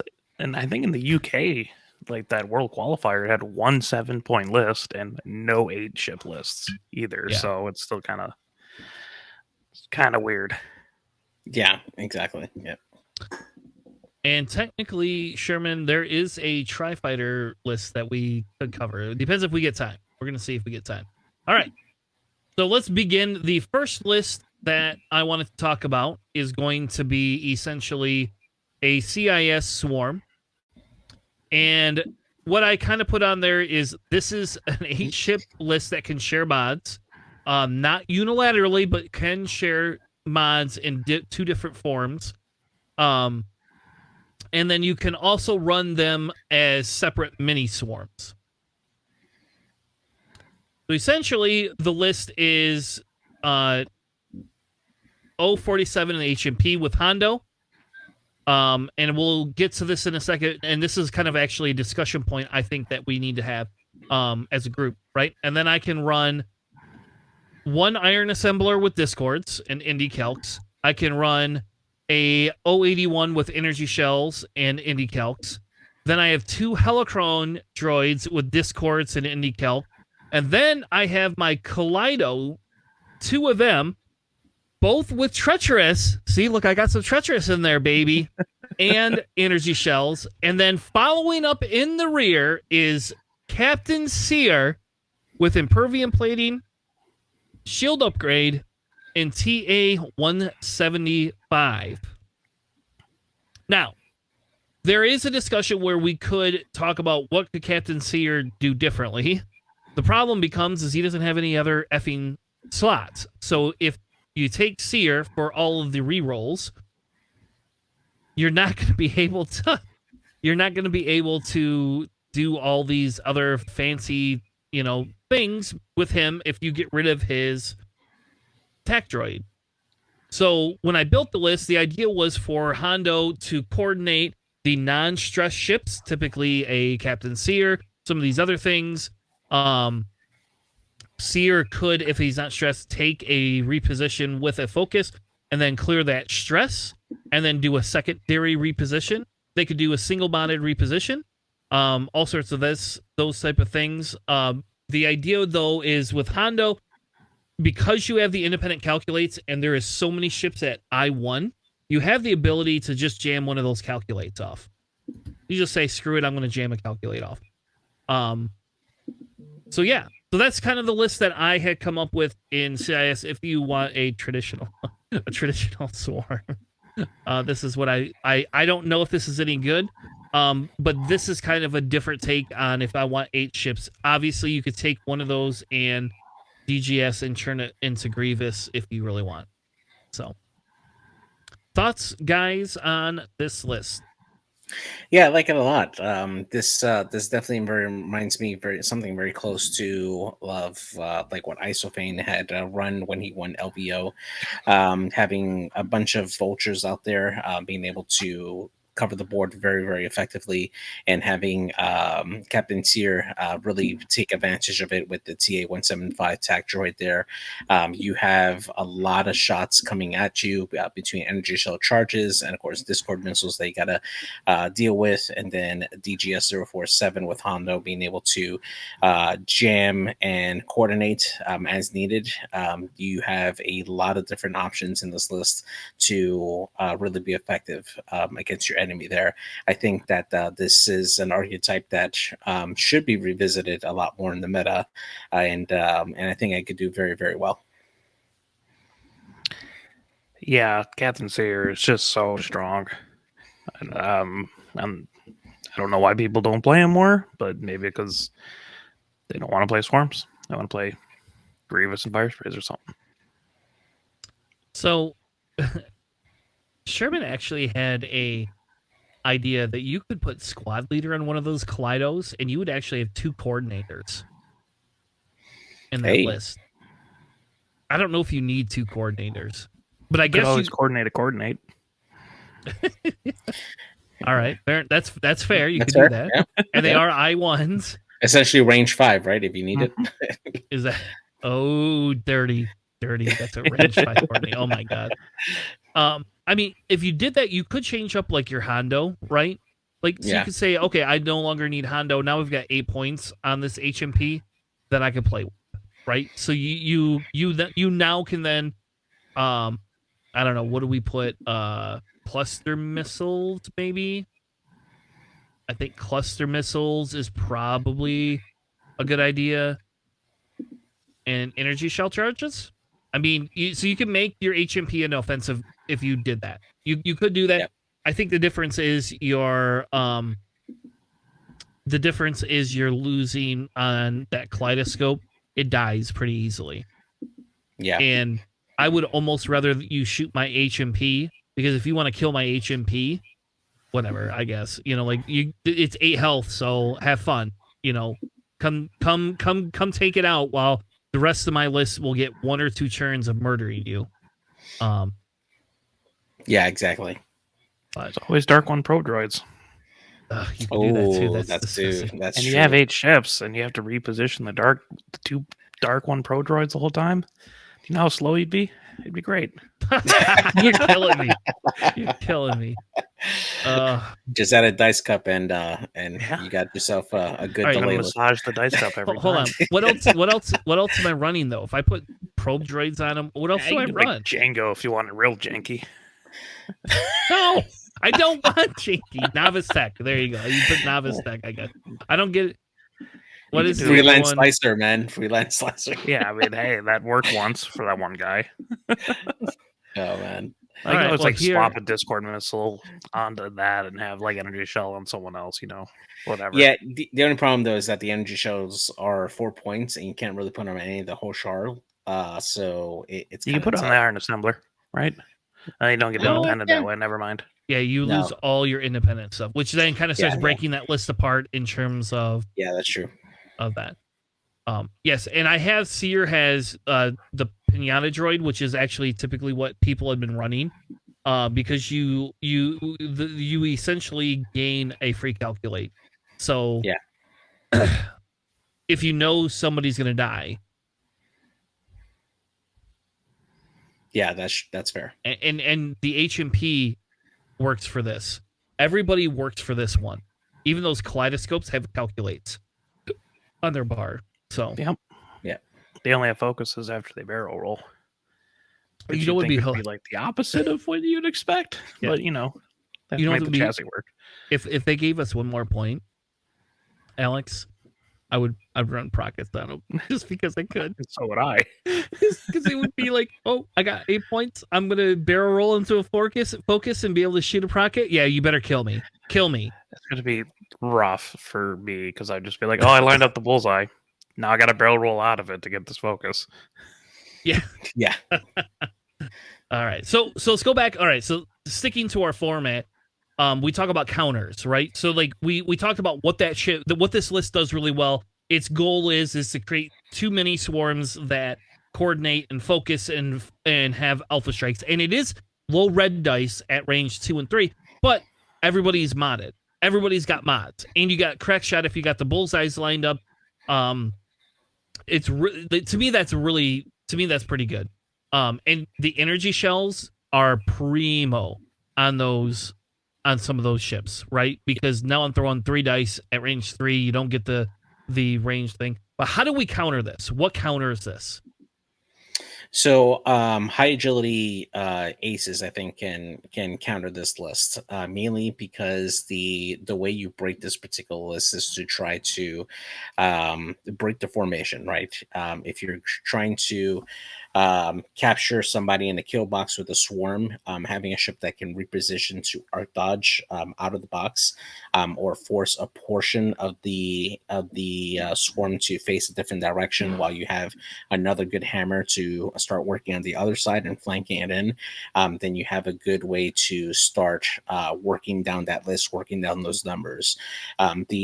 The main weakness for this is because they are low initiative. You're able to reliably take out guns at a higher initiative, especially if you're running like torpedoes or double botted shots from like different types of ships. Green dice, you're more than likely are able to get in hits than the ship is able to evade. So you do have a fairly good chance of killing maybe 1 to 2 ships per turn before they can fire anything back. So if you can get them to redirect their fire or split their fire between the 2 sides of the board, then you have a pretty good shot at reducing the effectiveness of this particular list. Now, on the flip side, if they have really good green dice, then you're going to be in trouble because your own green dice can only hold out so much, especially when they start shooting back at you. So you do have to take caution and really prioritize the focal points of the list, as particularly the Captain Seer that's carrying that tac droid that makes the rest of the list better. You want to definitely focus that as a priority in your list, but a very good swarm player can kind of put this in the center of all this to make it the bait to trap a particular ship in that kill box. It is possible to do it with high agility, but you just got to be careful for those traps. Alex, how about you? I'd say anything with like a lot of like overwhelming red dice. Like Ray will just kill one of these things every round, easy. Like they still only have 2 agility, and also actually things that mess with their green dice, like saturation salvo to me would be really good against a lot of these things. Or just bring out Maneuver Kylo. It'll probably just murk a ship every single round. Hey, I'll tell you what. Yeah. You bring 'Cause out Maneuver Kylo, Yep. and I get free calculates on all my other ships to kill fine. FOs. You still only have one green die. You're gonna kill it. We know you're gonna kill that ship. I mean, it just has like a field day. But yeah, it's like a lot of red dice, so like Ray, or like bonus attacks like Quick Draw, Cluster Missiles, like that, where you can kill multiple, like just efficiency kill these things. Trick shot too. Yeah, your Han. Han would just run right through all this. Han trick shot with Bistan. Yeah, he's gonna get some double. Yeah, I would say like double modded multiple shots there. shots. Yeah.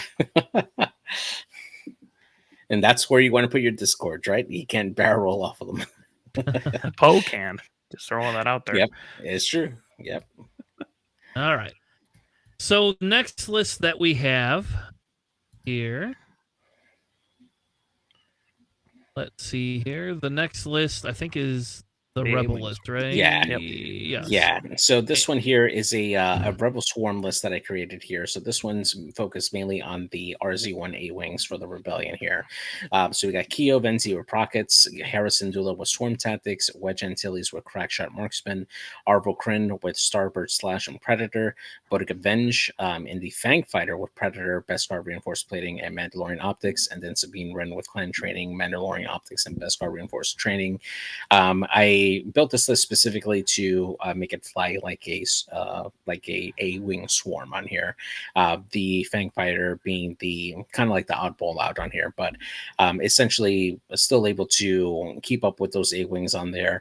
What's really good for this particular list is the combination between Bodica and Hera. Hera being able to Swarm Tactics Bodica into I6 and then just let the rest of the list take care of itself. The A-Wings are really tough to pin down. They can. I specifically left off the vector cannons on this one because I believe that they can be a lot more effective when they have that linked boost from an action in this list, and it just helps them to get around the board a lot better. And Hera being able to provide a token if she needs to any one of these A-Wings if they get into trouble makes it really, really good. This also opens up opportunities for big shots from Keo, big shots from Wedge being able to get that crack shot and marksman off reliably, and Arvel going in as a dedicated blocker with Starbird Slash and Predator means that Arvel can get that range 0 shot as a range 1, get a model Predator, and then on the following turn strain that ship on the way out, which can be really nice, especially if you're going to follow that up with like Wedge or a shot from Bodica, for instance. And Sabine being able to get into the center with Beskar and Mandalorian Optics helps her to get that that double modded shot if you need to. You basically go into the center with Sabine, take an evade token, and just hope that you get into range 1. When you engage, you get a focus for clan training and have at it. You could be a really good attacker at I3 as Sabine run. So I have a quick question. Mm-hmm. You could upgrade Arvel. And I know you want your A-Wing Swarm, but you could upgrade Arvel to Tycho and downgrade Sabine to Sabine Tai. I thought about that. I originally had it that way, actually, but I wanted to keep the spirit of all the A-Wings just for the Swarm. But yeah, absolutely, I agree with you. Upgrading Arvel into Tycho would be fantastic. Yes. I mean, you get your Prockets then. That's all I'm saying. If you want your Prockets, you get your Prockets at that point then. I think I don't know. Arvel's not Merrill. So like there's a difference. Like if Rebels had a Merrill in their section in their A-Wings, then I think it would be an easy conversation in a Swarm for that. Jake, yep, Desi, Jake's a good one too. Never thought about that. Jake would be a really good one to throw in there into the Swarm for that. So yeah, exactly. Yeah, Jake is absolutely incredible, especially with when you're flying with Hera. Just adding extra tokens for Hera to give out is super good. All right, so this list strives on being able to move fast. It can bullseye, it can live forever. How do we counter this? A reinforced ship. Where it's only taking 1 damage at most. Well, something like Afra or Rack would be able to brunt most of the damage and then have the rest of your list to be able to do things. Because this list is not, it's kind of low offense, like just a bunch of 2-die attacks, and Boudica, who has 1 2-die attack after she shoots. Yeah, and I agree. I think bombs are huge against this list because this list is somewhat lower initiative, right? You're only swarm tacticing one of them up. So to me, bombs would be huge because you're going to force those A-Wings to break apart. And maybe bombs should just be on against every swarm. I mean, hell, if you drop a proton bomb instead of a droid swarm, you might just kill... You might kill 4 droids in a churn. I mean, and I'll tell you what, if I'm running 8 ships and 4 of them die in 1 churn, I am going to flip the table and walk away. I'm done playing. Like, I'm not even going to move. Shame on me for letting the proton bomb kill, damage my droids. But still. I would have gone with ions, but yeah. Just drop 2 concussion bombs. You wipe out the entire A-Wing swarm. I would have gone with ion bombs against the droid swarm, but yeah, no, you're right. But yeah, no, definitely bombs is definitely a good way to try to mitigate against these guys. Also, big attacks, right? Because again, the strength on this and the weakness of this list is the three greens on it, and eventually with concentrated fire, green dice can really just wear out really quick. Especially saturation and salvo, definitely a really good tech for this particular list here, and just making sure that you concentrate fire on the linchpins on this, which for this would be Hera. Definitely Hera being able to provide tokens to the other ships is really good, and then work your way down the list from there. I think Boudica over Hera even, just because that is your only majorly offensive piece. That's true. Yep.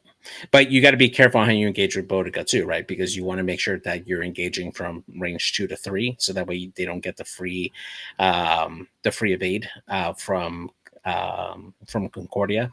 Right. And if Hera has an evade and you're trying to take out Boudica at range 1, I mean you're not going to get any damage. Yeah, you don't shoot her at that point. Exactly.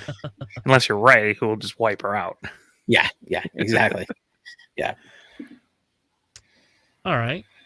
The next list that we have is a Empire list, which is a Hollow Swarm, and I'm gonna preface this and say JJ really went with a 6-ship-ish list when you could technically make this 8 ships or 7 ships if you wanted. Yeah, I originally had this with 2 of the Black Squadron TIE fighters just to put them in there, right? But at the same time, I feel that the power that Nash Windrider has with this list is something that you cannot ignore, right? Because Nash's ability just allows them to make sure that even at lower initiatives, these ships can still take their shot when they need to, all right? So in this list here, we have Howlrunner with Predator and Swarm Tactics, just being able to bring one of the other ships up to an I-5 to shoot can be really good. Nash Windrider with Cluster Missiles and Targeting Computer and Sensitive Controls. I think that Sensitive Controls is essential in this particular list to make sure that the TIE Fighter doesn't get in the way of the rest of the list, and can still be within range to be an effective shooter, as well as a support piece to make sure the rest of the TIEs get their shot. Gideon Haas with Elusive and Shield upgrade. He's already getting a offensive reroll from Howlrunner.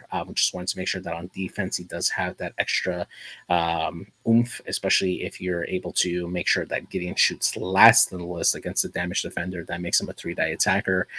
Del Mico basically gives everybody else a defensive reroll as long as that particular ship is damaged.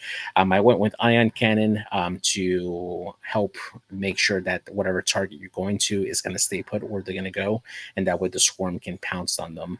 Magnetolvin, I think, is a critical piece on here, being able to coordinate an extra token to somebody, especially if they're going to claim an objective, just making sure that they're able to have an extra token and still claim the objective objective is really good. And then Wampa, the Battle Yavin version, I think he is a really, really overlooked piece that we don't see as much. But in a TIE Swarm, Wampa, if you shoot at Wampa, you're gonna make sure to try to kill it. If not, if you kill somebody else, Wampa is gonna gain that charge back, and he's gonna shoot back at you with 3 dice. More than likely, you're not gonna have any mods to try to defend against his attack. So it can be a really, really good addition to this list. Well, all right. So here's the thing with Wampa too, because this is boy Wampa. Yep, 4 hole. This has got the vengeful upgrade, which essentially, if they shoot Wampa first, right? Wampa then loses his charge. But then if somebody else dies, so then that means you have to focus fire on Wampa. Otherwise, if you shoot anyone else, and they die, Nash keeps them around. Wampa gets Wampa charge back, which I think in this style of a list it creates a target priority discussion, right? That you would not normally specifically have outside of that. But because of that, you have a very aggressive like targeting priority, because if you target Wampa, you have to go finish him off. Otherwise, you start, you shoot Wampa so Wampa doesn't get the extra shot, but then all of a sudden you kill somebody else. Guess what Wampa's doing? He's I don't know, he's telling you, screw you, I'm going to do things you don't want me to do. You can also coordinate the target lock to him, because his action bar does have a target lock on the boy version, which is funny. That's true. I forgot about that. Yeah. Yep. I mean, he also do the same for like Nash, because he gave him targeted computer, but it is really funny just to lock with Wampa and have like a range 1 shot. And then also have a focus because you got coordinated. But yeah, it's kind of a tough list to crack just because you have Del Miko in there. So if you ever take damaged or you're Kaz, it's just really not good. Yeah. All right. Counters to this list. So we obviously know the shrinks are re-rolls, right? This list has teeth. It's a little weird. I'll be honest, it's a little weird because they're TIE fighters and they feel like they're going to die. And we don't have any of the other boy TIE fighters in there. So it's a little bit different, I think. But I like it. So question becomes then, right, is what counters this list? Easy bombs. Bombs here is absolutely killer. Will do it every Swarm list. Yeah. This list in particular, right? Because you want to stay together as much as you can to benefit from Howl Runners. Although I would argue that you would probably want to keep a Howl Runner towards the back of the formation and have kind of like a fan of fighters in front of Howl Runner. That way you can make sure you can keep Howl Runner at range 3 as much as you can to protect the offensive reroll ability for your list there. But yeah, if bombs get in there and you start spreading this formation, it's going to be very difficult for you to stay effective on offense as possible. But if you decide to joust this list, unless you have a bunch of I5s that can hopefully take out Howl Runner, who's most likely going to be taking an evade or maybe a focus. If you don't take out Howl Runner, he's going to hit you back really hard. So yeah. Yeah, I think any like strong alpha, because like Howl Runner could get alpha right off the board because there's no I mean, you get Nash, you still get to shoot once, but like you don't have Iden to protect it. Yeah.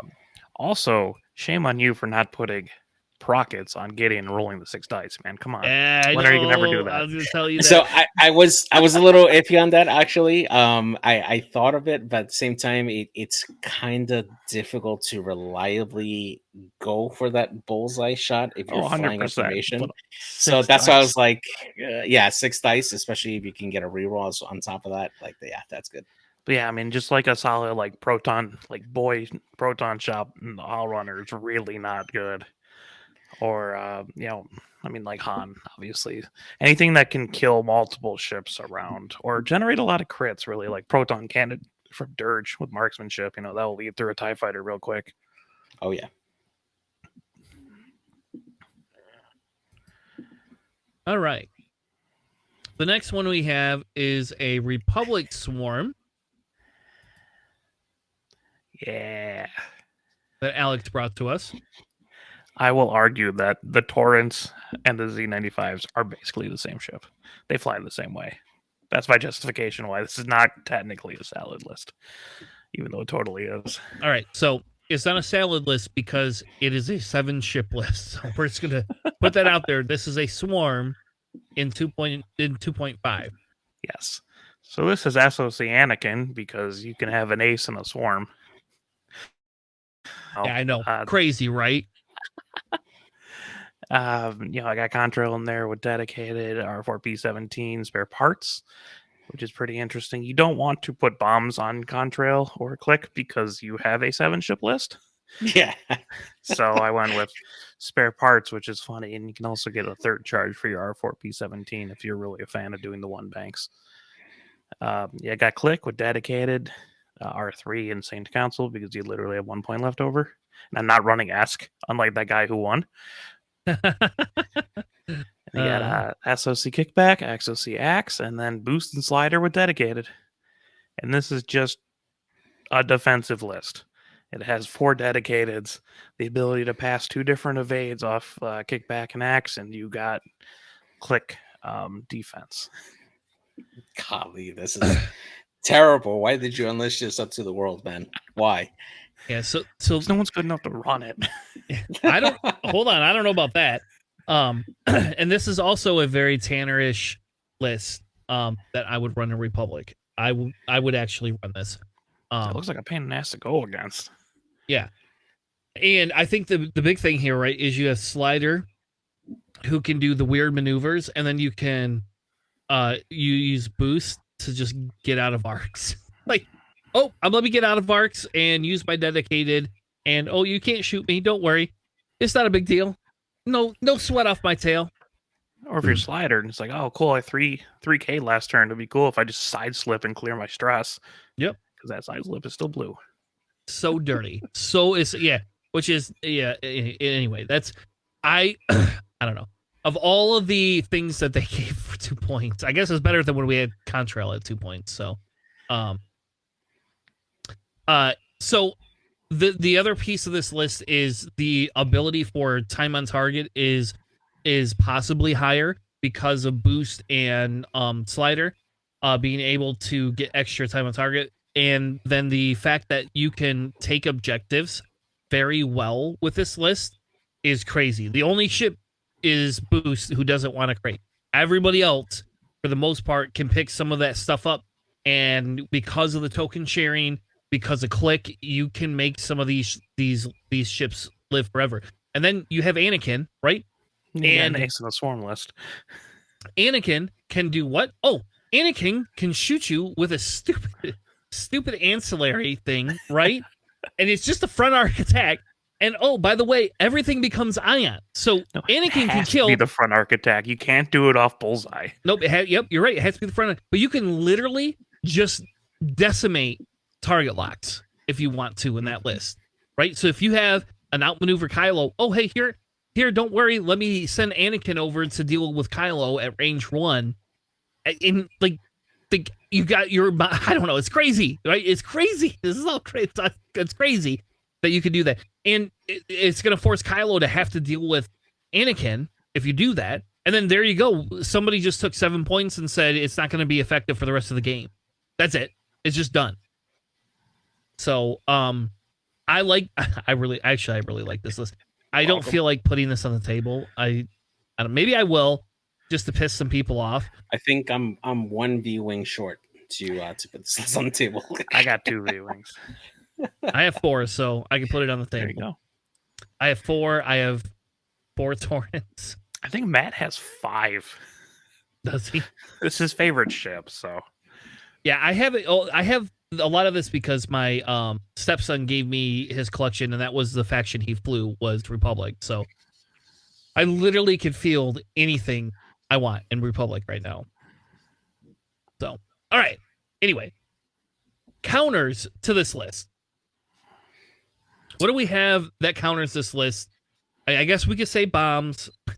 We'll just put bombs. Let's not even discuss that because that's Um, whatever. You don't even have to run them close together in this list, though. Like, Yeah, that's what I'm saying. I don't know if they're necessarily as susceptible to bombs just because they can be a little more independent. And you can actually run this in 2 mini groups and then Annie to go out as that flanker. So I don't know if bombs necessarily is good, but it is a potential counter to it. Honestly, I don't know. I don't know what would be a good counter to this. I mean, probably beef, and I think would probably be a good counter just to try to outlast the defensiveness another of one of this. those reinforced ship kind of situations where Yeah, this list lacks a lot of offense. I mean, yeah, you have barrage rockets, you have diamond boron, but you got to like set those up. yeah, exactly. Yeah. And then, of course, jamming lists as well. A list that can go out and jam away tokens to really reduce the effectiveness of the born for this ability. Really helps That's why you're rooting for to get that. dedicated. Yeah, exactly. That's what dedicated is for, exactly. And somebody with Notorious just to take Oh yeah, advantage. Notorious would just Dedicated. ruin everything in this list. No, actually, I would think a list that is better at objectives would probably beat this. Like it has a lot of ships that can, do objectives, but it's not like particularly great at like satellites. Or if you have like one large ship against 2 smaller ships on assault, you're just neutralizing points. I think just like a really good objective based list could probably hang with this list pretty well. Yeah. All right. Other than that, I have no idea how you do. I mean, you can alpha it. You can alpha things off of it. That's basically it. You can like alpha click right off the board or alpha kickback or axe or something. All right. The last swarm list we're going to cover, and I'm not covering Alex's stupid scum list. I don't care what he says. It's not a swarm list. He's not getting that one covered this time. He can release it on his own podcast at a later date. I don't want to put that filth in the world. So we are going to talk about Resistance because Resistance can now run 6 ships. I think actually they could technically run 7. You can run 7 if they Easy. want. But we feel the 6-ship swarm list is better. And there is going to be a discussion about whether this fits into the salad category, which I think we could consider this a little bit of a dual list, though I feel this is a more swarmish list than a dual list, even with some of the different objectives. But I would concede this is not really a swarm list. I think it is. I'm going to give there's swarmy elements about it. I'm going to give this a swarm stamp of approval from the guy that runs swarms all the time. But essentially, this is a Chewbacca and friends list. Is what I'm going to call it.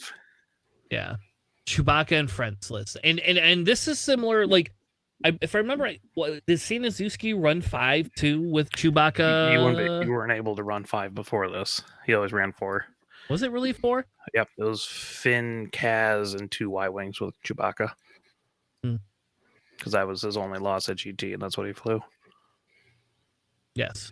Yeah, I know. Well, he had a loss and a tie. So there's that. But yes, so this is a Chewbacca list, which is kind of silly that you can put a Falcon in the Swarm list like this. But this has Chewbacca with Rey, Contraband, Deadman, Engine Upgrade, and the title. And as we discussed a long time ago in this podcast, you can Deadman off Chewbacca. Chewbacca's ability happens first. You do an action to boost, which is acceptable under the Falcon title as long as you have 2 or less stress. And then just get in range 1, then shoot them, and then explode. Which is hilarious to me. And then you can Jarek is the one I chose. You can swap them out with an A-wing, another Y-wing, or Bucket if you wanted to. All these 3s are kind of interchangeable. This one I like is Jarek just better. Yes. This one's just more of a control piece here. Marksmanship, mag pulse, overtuned, and targeting computer. It's just kind of decent on the engage with you pop overtune, you go up there, take a lock, and you mag pulse someone, and then they get eaten up by the rest of the people. You got Merle with crack shot. I mean, that could be like elusive if you want it, or however. It's good for crack shot. I agree. Is great on Merle. I have gotten all my crack shots off with Merle if he survived. It's great. I'm actually a fan of Ferrosphere Paint and Starboard Slash on That's Merle, fair. but yeah. Ferrosphere is very frustrating. Yeah. Especially if they have tracking fob, you just put it right in your Ferrosphere paint. Yeah. Laugh right off. Uh, I have Shaza and Liga, the Y-Wings. They both have ion turrets, engine, and then targeting computers. Because the wartime loadout's cool, you get 2 more health. But I like the versatility of having a boost into a calculate or a target lock calculate, and you got double ion control. Shaza is the one with the engine upgrade, targeting computer, ion. Liga just has marksmanship, ion turret, and targeting computer because you are 2 points off from running the same build. And you got BBA with Han Solo targeting computer. A lot of targeting computers. Or four targeting computers in this list. Yeah. They all need it. And I think so. I'm in the same boat, especially in this type of a list where you kind of want your Y-Wings to be targeted, to be killed, like for Chewie to kind of get his things off. I think you really, really don't want that extra health, because people then, like, I'll be honest, like when you look at those things, you go, do I want to waste my time shooting at them or not? And this list, the idea behind this list is you have Chewbacca and then a baby swarm, right? And the idea is what are you going to shoot? Because if you go after Chewbacca, the rest of the list is just going to come after you, and Chewbacca's still going to do Chewbacca things no matter what you want it to do, and it's going to take longer to get Chewbacca off the board. If you ignore Chewbacca, the next thing you know, Chewbacca's slooping, boosting, doing all sorts of stupid things that he shouldn't be doing. He's got a free mod, and he doesn't care about Dead Man Switch, because if you don't shoot him, what are those 2 points going to be? Who cares? It's inconsequential because you're not shooting him, and you kill everything else, and he just starts murdering you. So I don't know. It's like when we talk about this is a unfortunate side effect of what 2.5 has created in the Swarm meta. And I don't think you put 2-3 points in there over Chewbacca. I really don't think you do. I think you keep Chewbacca in there, and you just go, AMG made a mistake in the Swarm category here. Fun fact: you can actually use Liga's ability pretty easily in this, because she gets rerolls on turrets for each calculating friendly ship in the attack arc or device, but not really getting a device in this. So you can get it off BB-8. Who's always going to be calculating unless he's evading. Your other Y-Wing that can either boost calculate or target lock calculate, and once a game, you get Yeager in there with an overtune modulator calculate. You could get 3 rerolls in 1 round if you had to, which is kind of funny to me. Yeah. Counters to this list: jamming. I think jamming affects this list quite a bit, actually, because then you're rolling native dice. You still have bad target priority, but I think jamming, especially, can you imagine Nightfall against this list? Yeah. Nightfall would make a lot of these ships very sad ships, personally. Yeah, and I think High Initiative Alpha Strike would do very well against this, particularly against a Chewbacca. If you're able to get a good volley of concentrated fire on Chewbacca, Chewbacca can explode. Chewbacca does get his revenge before he goes out, but that's pretty much the big gun in the list. And then you got to deal with everybody else. There's not confusing targeting priority in this list. Yeah, exactly. Yeah, it is. Well, Chewbacca's right there. I'm going to kill him unless they serve me up the fireball for some reason. Yeah, exactly. And then of course, bombs as well. Bombs would be good against this list. They don't really have to keep them together. I mean, the Y-Wings, 3-bank boost, just like the olden days, right? Like, there's nothing particularly keeping them together. That's true. I mean, they're all range 2 tethered to Chewbacca, right? But okay, what's still range 2? Yeah. Oh, sorry, it is range 3. Chewbacca is range 3. Yeah, range 3. Yeah. Heroes. I forgot about Chewbacca crew is range 2. That's what I'm missing there. Okay. I think objective getters, especially higher initiative ones, I don't think this list is super great on objectives. I think it is great on assault, but it's not going to be. They're not going to be good crate carriers because they're all lower agility. you're going to be able to shoot them and kill it. They're not going to be great at taking all the objectives unless they get blocks off. Like, they have to focus on blocks then. Because you could just kind of, like, I mean, I don't know. I could just shoot Django past a couple of ships, get a shot, take an objective, have a free mod. I don't know. Yeah, I mean, like Merle and BB-8 can block, but that's about it. Like, you're not carrying grades with this list, and you're not really going for satellites with this list. No. So I think this list struggles with objective play, but we don't know how well it does in damage output. It might make up for some of that as a swarm. So you do have ion control. You do, which is pretty nice. Well, that is our conclusion to the swarm piece of our list archetypes. And I don't know, have we done all the list archetypes yet? So we've done, I don't know what we've done. Does anybody remember? I guess let me look it up. I'll look it up. I'll be the good host and I'll look. I think Control's the only one we haven't done, but yeah, we've done quite a bit of these. It's been good so far. Yeah, so I think what I want to do is we're going to try to finish up this series as this month, right? So we can kind of move in to some of the other ones. We'll probably do a recap since we had a points change, right? So it looks like we've done beef. Specifically, we've now done swarms. We haven't done salad. All right, so we haven't done salad yet. Is that the only one you think we haven't done? I think our Alpha Strike one's completely outdated. Yeah. Because pretty much everything got their loadout slashed. Yeah, that's true. Yep. Yeah, maybe we'll relook at Alpha Strikes again. Again. So anyway, we're gonna come back and we'll do another list archetype segment next week. I will say I am going to a concert Saturday night, so I will be prepping rather early. So we might not actually cover Store Champs next week unless JJ wants to volunteer or Alex wants to volunteer to populate the dock. Just because I'm going to Detroit with a wife and a couple of other friends, and it'll either we're going to spend the night in Detroit or it's going to be a very long night for me. One of the two. We're going to go see Counting Crows and Dashboard Confessional. So nice. Yeah, I remember 2005. Hey, so little weird story. My wife and I, when we first started dating, oh my god, 14 years ago. I'm so old. When we first started dating, one of the first concerts we went to, I had tickets to go see Counting Crows, and she likes them and I like them, and I'm typically a metal, I'm more of a metal guy and a punk guy, but I do love the Counting Crows. I like Dave Matthews Band too, by the way. But I like the Counting Crows.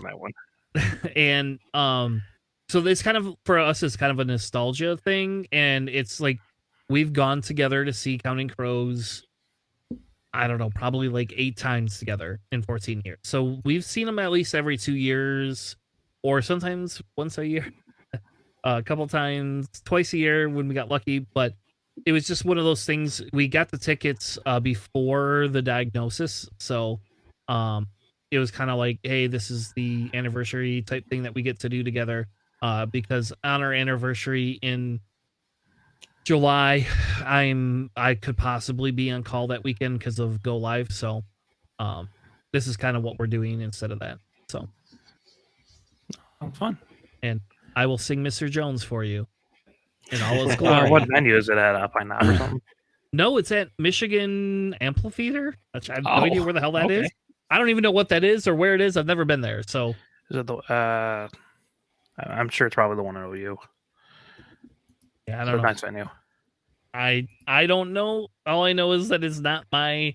I've never been there. I don't think, and maybe I've been there before. Maybe it renamed. Who knows? It's not Pine Knob though, because if it was Pine Knob, at least I know Pine Knob. I like Pine Knob. So if it's the one by OU in Rochester, my high school graduation was there, and there's a tornado that hit. Well, hopefully a tornado does not hit next week. Yeah, that was fun. Cut the power when they were announcing me. Wow. That's crazy. Well, all right. Well, thank you so much for joining us tonight. We had an amazing time. If you have not checked out the YouTube channel, I highly encourage you to check out the YouTube channel. I literally spent hours and hours and hours this week doing edits on the podcast, and we have officially taken the points changes for each of the different factions, and they have their own segment.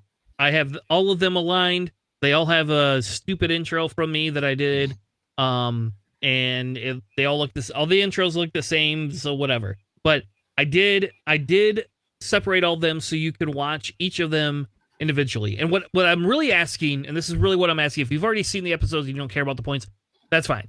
If players ask you about different things, other friends of yours, online acquaintances in the Discord, send them to our playlist, and JJ will post the playlist in our Discord here tonight, as well as in the chat here. That's huge, because if people like that when we do these things, maybe I'll spend a little bit more time and be a little bit more promptive and not wait. It took me like a month to edit. It was not super fun. Especially because we did all of them in one shot. We did all of them one shot, and I never planned on editing it. And then Alex thought, hey, why not edit these? Because then people don't want to listen to you talk for 3 hours, you dumbass. And he's probably right. So we edited them, and now I just need people to view them so that you can give me feedback on whether this is beneficial in the future in 6 months when we get new points or not. So, with that being said, thank you. We will be back next week, Sunday night, 9 p.m. Eastern, 2100 Eastern, or 0100 UTC. Thank you. We love you. We'll see you on the flippity flop. Have a good night, everyone. Good night, everybody.